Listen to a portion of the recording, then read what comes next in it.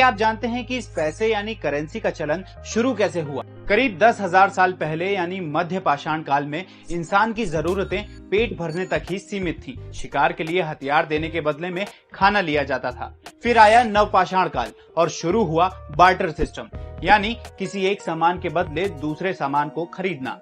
समय बीता और चलन शुरू हुआ कमोडिटी मनी का। शुरुआती तौर पर जौ, ऊन और चांदी को करेंसी मान लिया गया। सही माप हो सके इसके लिए एक इकाई बनाई गई, सिला।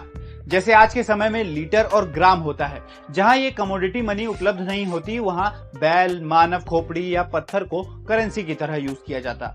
जब कहीं दूर व्यापार करना होता तो कमोडिटी मनी ले जाने में बहुत मुश्किल होती। इसका सलूशन मिला चीन में। 1200 ईसा पूर्व चीन में कौड़ी को ऑफिशियल करेंसी के तौर पर यूज किया जाने लगा। ये करेंसी इतनी पॉपुलर हुई कि अफ्रीका और दक्षिण एशिया में करीब 4000 साल तक इसका इस्तेमाल होता रहा। भारत के ओडिशा में तो करीब 600 ईसा पूर्व तुर्की में दुनिया की पहली ऑफिशियल करेंसी यानी सिक्कों की करेंसी लॉन्च हुई। नाम दिया गया लिडियन स्टेटर। ये सोने और चांदी के मिश्रण से बनी थी, जिस पर जानवरों के डिजाइन की मोहर लगी होती। हर सिक्के की कीमत भी अलग अलग हुआ करती थी। तुर्की और चीन के साथ भारत उन चुनिंदा देशों में है जहां सिक्कों की करेंसी सबसे पहले शुरू हुई थी। भारत में सिक्के ढालने की शुरुआत हुई 600 ईसा पूर्व महाजनपद काल में। चांदी के बने इन सिक्कों को पण, पुराण और करशापड़ कहा जाता। मुगलों का दौर आते आते पूरी अर्थव्यवस्था सिक्कों पर चलने लगी।